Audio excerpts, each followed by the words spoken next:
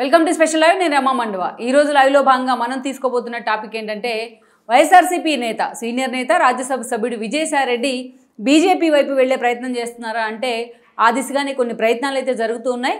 పూర్తి స్థాయిలో ఆయన బీజేపీ వైపే ఫోకస్ పెట్టారన్న చర్చ కూడా నడుస్తుంది. ఆ దిశగా ఆయన సన్నిహితులు కూడా కొద్దిగా లీక్లు అయితే ఇస్తూ ఉన్నారు. ఎందుకు విజయసాయిరెడ్డి ఈరోజు బీజేపీ వైపు చూసే ప్రయత్నం చేస్తున్నారు? మొన్నటి వరకు కూడా సజ్జల సలహాదారుగా ఎంట్రీ ఇచ్చేంత వరకు కూడా పార్టీలో నెంబర్ 2, అటు ప్రభుత్వంలో నెంబర్ 2గా కొనసాగిన విజయసాయిరెడ్డి ఈరోజు ఎందుకు జగన్మోహన్ రెడ్డిని విడిచిపెట్టి వెళ్ళాలనుకుంటూ ఉన్నారు? విజయసాయిరెడ్డి బీజేపీలోకి వెళ్తే ఆయనకు వచ్చే ఫాయిదా ఏంటి? బీజేపీలోకి నిజంగా విజయసాయిరెడ్డికి ఆ స్థాయిలో వాళ్ళు రెడ్ కార్పెట్ పరిచే అవకాశం ఉందా?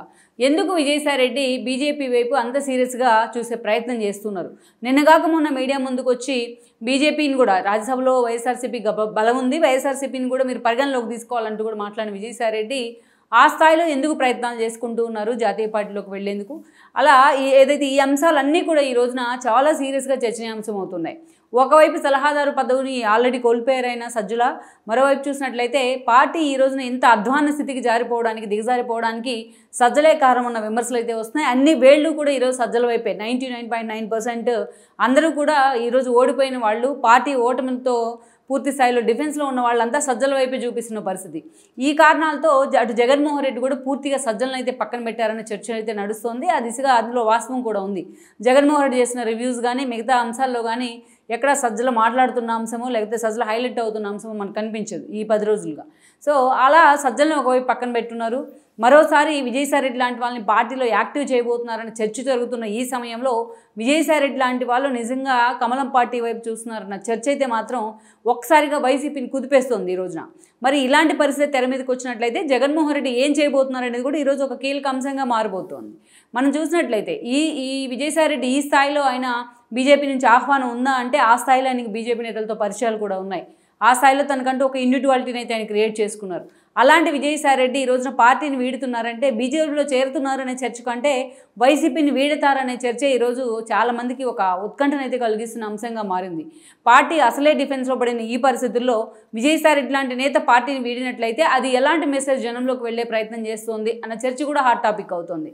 అయితే విజయసాయిరెడ్డి అనుకోగానే ఆయన సన్నిహితులు కానీ తాను వైసీపీని వీడెత్తారు అన్న ప్రచారాన్ని మాత్రం కొంతమంది ఖండిస్తూ ఉన్నారు.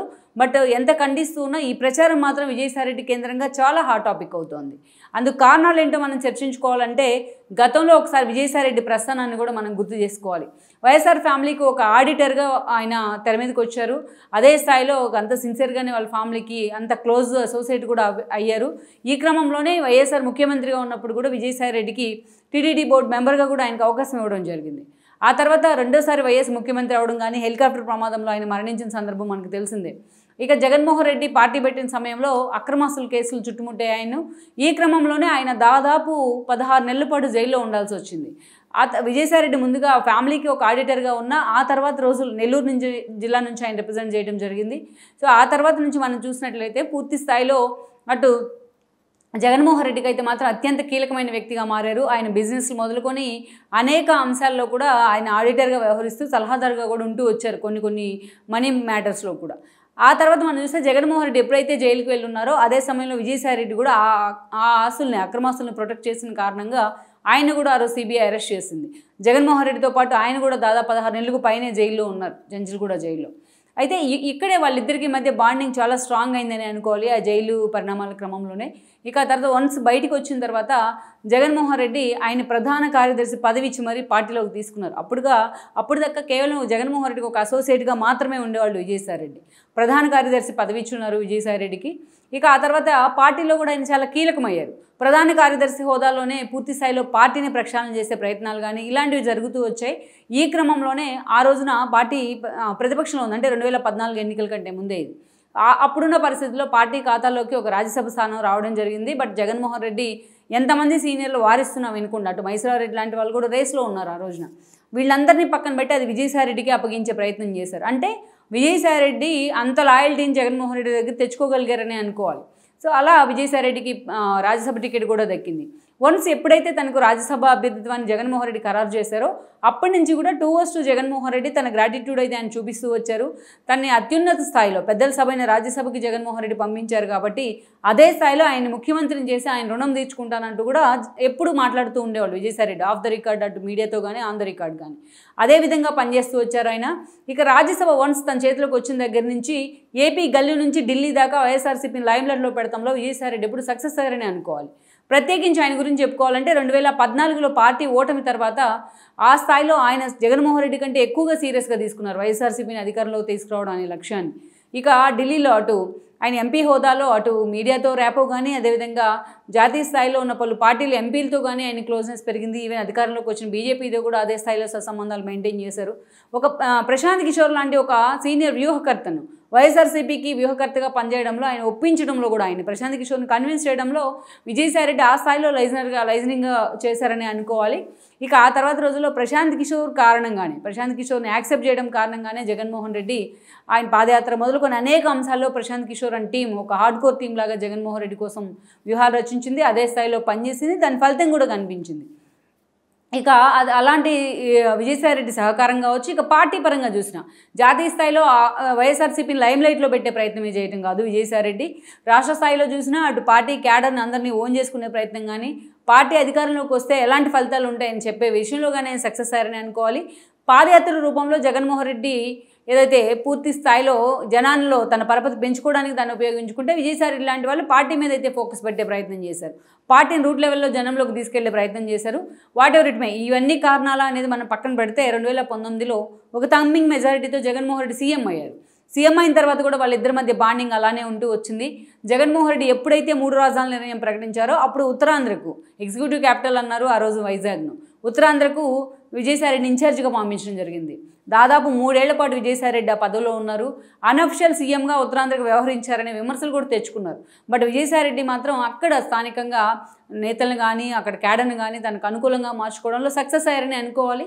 ఈ పీరియడ్లోనే విజయసాయిరెడ్డికి స్థానికంగా టీడీపీ నేతల నుంచి ప్రధాన ప్రతిపక్షాల నుంచి ఆయన మీద ఒక భూ ఆక్రమణల విమర్శలు కానీ అదే సమయంలో ఎంఈవి సత్యనారాయణ లాంటి వాళ్ళతో సిట్టింగ్ ఎంపీతో ఆయనకున్న ఇష్యూస్ కానీ ల్యాండ్ డీలింగ్స్ ఇష్యూస్ కానీ ఇక అదే సమయంలో చూసినట్లయితే విజయసాయిరెడ్డి అల్లుడు వరుసైన శరత్ చంద్రారెడ్డి లిక్కర్ మాఫియా వ్యవహారంలో సౌత్ నుంచి రాఘవరెడ్డి లాంటి వాళ్ళతో పాటు ఆయన కూడా అరెస్ట్ అవ్వడం కానీ ఇవన్నీ కూడా విజయసాయిరెడ్డి మీద చిన్న అనుమానం అయితే తీసుకొచ్చాయి పార్టీలో. ఇక అంతకు ముందుగానే భారతి లాంటి వాళ్ళ ప్రోద్బలంతో అప్పుడు దాకా కేవలం పార్టీకి బ్యాక్ ఎండ్లోనో ఆయన మీడియాలో కీలక పదవిలోనో పనిచేసిన సజ్జల రామకృష్ణారెడ్డి అప్పుడు సలహాదారు పదవిని చేపట్టడం జరిగింది భారతి లాంటి వాళ్ళ ప్రోద్బలంతో, ఆమె అండదండలతో. అంతకుముందు పార్టీలో విజయసాయిరెడ్డిదే మోనోపల్లీగా ఉండేది. విజయసాయిరెడ్డి కిందే ఎవరైనా ఉండేవాళ్ళు. సజ్జలకి ఒక group, Vijayasai Reddy group Lotus Pond కేంద్రంగా పనిచేసినప్పటికీ ఎప్పుడు కూడా విజయసాయిరెడ్డిని ఆ స్థాయిలో జగన్మోహన్ రెడ్డి ఓన్ చేసుకుంటూ వచ్చారు. ఎప్పుడైతే సజ్జల ప్రధాన సలహాదారుగా జగన్మోహన్ రెడ్డి దగ్గరికి వచ్చారో అప్పటి నుంచి సీఎంఓ నుంచి సీఎం నుంచి ఏదైతే విజయసాయిరెడ్డిని డీలింగ్ చేయడం స్టార్ట్ అయింది, ఆ ప్రక్రియ స్టార్ట్ అయిందని అనుకోవాలి. అదే టైంలో ఈయన మీద వచ్చిన కొన్ని ఆరోపణలు కానీ ఇందాక మనం చెప్పుకున్న ఇష్యూస్తో నిజంగానే విజయసాయిరెడ్డిని అనుమానంగా చూసిన పరిస్థితి జగన్ ఒక దశలో. ఇక ఇదే సమయంలో మనం చూస్తే లోకేష్ పాదయాత్ర స్టార్ట్ అయింది. తారక రత్న ఆ పాదయాత్రలో పాల్గొన్న మొదటి రోజే ఆయనకు హార్ట్ స్ట్రోక్ వచ్చి కుప్పకూలిపోవడం, ఆ తర్వాత మరణించడం మనకు తెలిసిందే. ఆయన బెంగళూరు హాస్పిటల్లో అడ్మిట్ చేసిన దగ్గర నుంచి నారాయణలో అక్కడి నుంచి మనం తీసుకొచ్చినట్లు ఆయన చనిపోయేంత వరకు కూడా విజయసాయిరెడ్డి ఆ తర్వాత కార్యక్రమాల్లో కూడా కీలకంగా పాల్గొన్నారు. ఎందుకంటే తారక రత్న భార్య అలేఖ్య విజయసాయిరెడ్డి దగ్గర బంధువు కావడం వల్లే. ఇంకా అంతేకాదు అప్పుడు కూడా అటు బాలకృష్ణ ఇటు చంద్రబాబు నాయుడుతో ఒక క్లోజ్ అసోసియేషన్ మెయింటైన్ చేశారు ఆయన ఒక 3-4 డేస్. అప్పుడు కూడా విజయసాయిరెడ్డిని పక్కన పెట్టడానికి అది కూడా ఒక కారణం. చంద్రబాబు నాయుడుతో అంత సన్నిహితంగా బాలకృష్ణతో అంత క్లోజ్గా మూవ్ అయ్యారు కాబట్టి ఆయన చర్చ కూడా జరిగింది. బట్ కారణాలు ఏవైనా మాత్రం విజయసాయిరెడ్డి మాత్రం పార్టీలో ఆయనకు ఒక ఇండివిజువల్ ఎక్స్పోజర్ అయితే ఉండింది అనుకోవాలి. అప్పటిదాకా ఒక ఎత్తు అయితే ఇక ఆయన మీద ఎప్పుడైతే వైజాగ్ కేంద్రంగా ఆరోపణలు వచ్చాయో అప్పుడు ఆయన ఉత్తరాంధ్ర బాధ్యతలను తప్పించారు. కొన్ని రోజులు అనుబంధ విభాగాల బాధ్యతలు అన్నారు, వాటి నుంచి కూడా ఆయన పక్కన పెడతాం జరిగింది. అలా అనేక రకాలుగా విజయసాయిరెడ్డిని హ్యూమిలియేట్ చేశారు జగన్మోహన్ రెడ్డి అని చర్చ జరిగింది. అందులో కొంతమేరకు సజ్జల ఇన్వాల్వ్మెంట్ కూడా ఉందనేది వాస్తవం. ఈ పరిణామాల తర్వాత పూర్తి స్థాయిలో విజయసాయిరెడ్డి తాను రాజ్యసభ హోదాలో తన పనేంటో తాను చేసుకుంటూ వెళ్ళే ప్రయత్నం అయితే చేస్తున్నారు. అలాంటి సమయంలోనే ఎలక్షన్స్ నోటిఫికేషన్స్ తెరలవడం కానీ ఒక వేమిరెడ్డి ప్రభాకర్ రెడ్డి విషయంలో విజయసాయిరెడ్డి ఎంత కన్విన్స్ చేసినా జగన్మోహన్ రెడ్డి ఆయన మాటను పెడచవని పెట్టిన తీరు కానీ నిజంగానే విజయసాయిరెడ్డిని హర్ట్ చేసింది. ఎందుకంటే విజయసాయిరెడ్డి నెల్లూరు జిల్లా నుంచి రిప్రజెంట్ చేస్తూ ఉన్నారు, వేమిరెడ్డి ప్రభాకర్ రెడ్డి కూడా అక్కడి నుంచి రిప్రజెంట్ చేస్తూ ఉన్నారు. అత్యంత సన్నిహితుడు కూడా వేమిరెడ్డి ప్రభాకర్ రెడ్డి విజయసాయిరెడ్డికి. ఆ రోజు 2019 పరిణామాల తర్వాత 2019 ఎన్నికలకు ముందే వేమిరెడ్డి ప్రభాకర్ రెడ్డి లాంటి వాళ్ళు టీడీపీలోకి వెళ్లేందుకు సిద్ధమైతే సాయిరెడ్డి ఆయన్ని కన్విన్స్ చేసి మరీ వైఎస్ఆర్సీపీలోకి తీసుకొచ్చారు. ఒక అర్ధబలం అంగబలం పుష్కలంగా ఉన్న నేతగా కూడా వేమిరెడ్డి ప్రభాకర్ రెడ్డికి పేరుంది. స్థానికంగా సోషల్ యాక్టివిటీస్లో కూడా ఆ ఫ్యామిలీకి అదే స్థాయిలో ఒక రెప్యుటేషన్ అయితే ఉంది. అలాంటి వేమిరెడ్డిని పూర్తి స్థాయిలో జగన్మోహన్ రెడ్డి పక్కన పెట్టే ప్రయత్నం చేశారు. స్థానిక పొలిటికల్ ఈక్వేషన్స్ కారణంగా ఏదైతే తన భార్య ప్రశాంత్కి నెల్లూరు సిటీ టికెట్ అడగడం కానీ, ఆ విషయంలో జగన్మోహన్ రెడ్డి అనిల్ పక్కకు పంపించిన ఖలీల్కి టికెట్ ఇచ్చే ప్రయత్నం కానీ, వేమిరెడ్డిని పట్టించుకొని తీరు కానీ, ఇవన్నీ కూడా పూర్తి స్థాయిలో ఆయన హట్ చేసే ఆయన టీడీపీ వైపు మొగ్గారు. ఆయన ఆపాలని ఎంత సీరియస్గా సాయిరెడ్డి లాంటి వాళ్ళు ట్రై చేసినా జగన్మోహన్ రెడ్డి అంతగా సాయిరెడ్డిని కన్సర్న్లోకి తీసుకోలేదు వేమిరెడ్డి ప్రభాకర్ రెడ్డి విషయంలో. ఇది సాయిరెడ్డి ముందుగానే ఊహించారు. వేమిరెడ్డి లాంటి ఒక సాలిడ్ పర్సనాలిటీ వైఎస్ఆర్సీపీలోకి వెళ్ళినట్టే అది నెల్లూరు జిల్లాలో వైసీపీ ఫ్యూచర్ మీద దెబ్బపడుతుందని కూడా ఆయన చాలామంది దగ్గర అంతర్గతంగా కూడా మాట్లాడుతూ వచ్చారు. ఈరోజు అదే జరిగింది. దానికి తోడు సాయిరెడ్డికి అత్యంత సన్నిహితుడైన వేమిరెడ్డి ప్రభాకర్ రెడ్డి మీద ఈరోజు ఏకంగా విజయసాయిరెడ్డిని నిలబెట్టే ప్రయత్నం చేశారు జగన్మోహన్ రెడ్డి. నెల్లూరు ఎంపీగా ఉన్న ఆదాలను తీసుకెళ్లి కోటంరెడ్డి మీద నిలబెట్టే ప్రయత్నం చేసి అది నెల్లూరు స్థానం ఖాళీ కావడంతో ఆ ప్లేస్లోకి విజయసాయిరెడ్డిని తీసుకొచ్చి పెట్టారు. అయితే ఎన్నోసార్లు విజయసాయిరెడ్డి నెల్లూరు నుంచి తనకు పోటీ చేయడం ఇష్టం లేదంటూ కూడా మాట్లాడారు. వైజాగ్ ఎంపీగా తాను పోటీ చేద్దాం అనుకున్నాను, బట్ జగన్మోహన్ రెడ్డి తనను ఏదైతే నెల్లూరుకు పంపించారంటూ కూడా ఆయన చాలా ఇంటర్వ్యూలో కూడా మాట్లాడారు. అంటే జగన్మోహన్ రెడ్డి తనకు బలవంత పెళ్లి చేశారన్నట్టుగా విజయసాయిరెడ్డి కొన్ని ఫీలర్లు కూడా వదలడం జరిగింది. ఇక డే 1 నుంచి అంత సీరియస్గా విజయసాయిరెడ్డి తన ప్రచారం మీద కూడా ఫోకస్ పెట్టలేదు. ఎందుకంటే అటు వేమిరెడ్డితో కంపేర్ చేస్తే స్థానికంగా వేమిరెడ్డికి ఉన్న ఒక హోల్డ్ అప్పటిదాకా విజయసాయిరెడ్డి ప్రత్యక్ష ఎన్నికలను టేస్ట్ చేయకపోవడం కూడా అదొక ఆయనకు ఒక మైనస్ కావడానికి కారణం అనుకోవాలి. ఇక జగన్మోహన్ రెడ్డి మీద ఉన్న వ్యతిరేకత అక్కడ విజయసాయిరెడ్డి మీద కూడా కనిపించిందని అనుకోవాలి. ఈ పరిణామాల క్రమంలోనే విజయసాయిరెడ్డి వేమిరెడ్డి చేతిలో ఓడిపోవడం జరిగింది.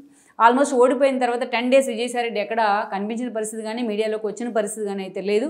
పూర్తిగా ఆ ఓటమి ఆలోచనలోనే ఉన్నారని అనుకోవాలి. రీసెంట్గా జగన్మోహన్ రెడ్డి అటు సుబ్బారెడ్డిని ఇటు విజయసాయిరెడ్డి లాంటి వాళ్ళందరినీ పిలిపించి మీడియా ముందు కూడా మాట్లాడించారు.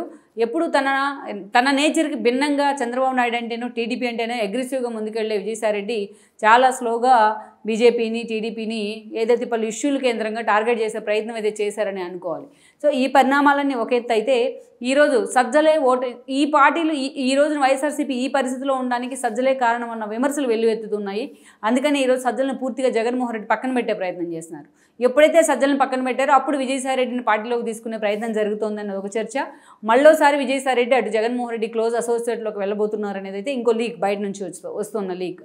ఇలాంటి సిచ్యువేషన్లో ఈరోజు ఏకంగా విజయసాయిరెడ్డి బీజేపీలోకి వెళ్ళబోతున్నారనేది ఆయన సన్నిహితులు కూడా కొన్ని అయితే లీక్లు ఇస్తూ ఉన్నారు. అందుకు కారణం కూడా ఉంది. ఎందుకంటే బీజేపీ నేతలతో, బీజేపీ జాతీయ స్థాయి నేతలతో విజయసాయిరెడ్డికి అదే స్థాయిలో సత్సంబంధాలు ఉన్నాయి. ఈరోజు ఆయన వైఎస్ఆర్సీపీ రాజ్యసభ నుంచి పార్లమెంటరీ పార్టీ నేతగా కూడా ఉన్నారు. అలాంటి విజయసాయిరెడ్డికి బీజేపీతోనే కాదు జాతీయ స్థాయిలో పలు పార్టీల ఎంపీలతో కూడా సత్సంబంధాలే ఉన్నాయి. ఇప్పుడున్న పరిస్థితుల్లో అటు చూస్తే తన అల్లుడి మీద కేసు ఉంది, జగన్మోహన్ రెడ్డితో పాటు తన మీద కూడా కేసులు ఉన్నాయి. ఇప్పుడు జగన్మోహన్ రెడ్డికి ఆ కేసుల నుంచి ఎగ్జామ్షన్ వచ్చే పరిస్థితి కనిపించట్లేదు. అలాంటి సిచ్యువేషన్లో విజయసాయిరెడ్డి ఈరోజు ఇంకా వైఎస్ఆర్సీపీలో తాను కొనసాగినట్లయితే తన మాటను కూడా జగన్మోహన్ రెడ్డి కన్సెంట్లోకి తీసుకోకుండా ఈ స్థాయి ఓటమికి ఆయన కారణమయ్యారన్న ఒక ఆవేదన, ఆందోళన విజయసాయిరెడ్డిలో ఉంది. అందుకే ఆయన అంత సఫికేషన్ ఫీల్ అవుతున్నారు వైఎస్ఆర్సీపీలోని కూడా చెప్తున్నారు. వద్దన్నా వినకుండా సజ్జల లాంటి వాళ్ళని ప్రమోట్ చేసి పొలిటికల్గా అవగాహన లేని వాళ్ళని పార్టీని ఈ పరిస్థితికి తీసుకొచ్చారని కూడా విజయసాయిరెడ్డి తన సన్నిహితుల వద్ద వాపోతున్నారనే వాదనలు వినిపిస్తున్నాయి. ఇలాంటి సిచ్యువేషన్లోనే ఆయన బీజేపీ వైపు చూస్తున్నారని కూడా చెప్తున్నారు. బీజేపీ ఎంపీలతోని, బీజేపీ కేంద్ర పెద్దలతో ఆయనకున్న సన్నిహిత సంబంధాల దృష్ట్యా ఇప్పటికీ ఆయన అమిత్ షాతో టచ్లోకి వచ్చారన్న ప్రచారం కూడా జరుగుతోంది. ఇక విజయసాయిరెడ్డికి ఉన్న ఒక ట్రాక్ రికార్డ్ కానీ, గతంలో ఆయనకున్న బీజేపీతో ఉన్న పరిచయాలు కానీ, ఈ కారణంగానే ఈరోజు విజయసాయిరెడ్డి విషయంలో బీజేపీ పెద్దలు కూడా అంతే కన్సర్న్ చూపిస్తున్నారని కూడా చెప్తున్నారు. లెట్స్ సీ మరి ఇప్పుడున్న పరిస్థితుల్లో పార్టీని పూర్తి స్థాయిలో నడి సముద్రంలో మునిగున్న పరిస్థితుల్లో విజయసాయిరెడ్డి నిజంగా జగన్మోహన్ రెడ్డిని వదిలిపెట్టి బీజేపీలోకి వెళ్లే ప్రయత్నం చేస్తారనేది ఒక చర్చ అయితే, తన కేసుల కోసమో తన భవిష్యత్తు కోసమో విజయసాయిరెడ్డి ఈరోజు అటు వెళ్ళక తప్పని పరిస్థితి ఏర్పడింది అనేది అయితే మరొక చర్చ. లెట్స్ సీ మరి గతంలో సుజనా లాంటి వాళ్ళు చేరితే, సీఎం రమేష్ వాళ్ళు లాంటి వాళ్ళు బీజేపీలో చేరితే టీడీపీ ఓడాక ఇలాంటి విమర్శలే వచ్చాయి విజయసాయిరెడ్డి లాంటి వాళ్ళ వైపు నుంచి. మరి ఈరోజు విజయసాయిరెడ్డి లాంటి వాళ్ళు చేరినట్లయితే అలాంటి విమర్శలే మళ్ళీసారి ఎదురయ్యే అవకాశం అయితే ఉంటుంది. మరి జగన్మోహన్ రెడ్డి ఈయన విషయంలో ఆల్రెడీ ఈ వార్త అయితే పూర్తి స్థాయిలో వైఎస్ఆర్సీపీలో కూడా హల్చల్ చేస్తోంది, విజయసాయిరెడ్డికి సంబంధించిన వార్త. మరి జగన్మోహన్ రెడ్డి ఎలా సాయిరెడ్డిని హోల్డ్ చేయగలుగుతారనేది కూడా ఇలాంటి సిచ్యువేషన్లో, ఇట్లాంటి టిపికల్ సిచ్యువేషన్లో మనం చూడాల్సి ఉంది. ఈ వీడియో మీకు నచ్చినట్లయితే please share, like and subscribe R24 Telugu.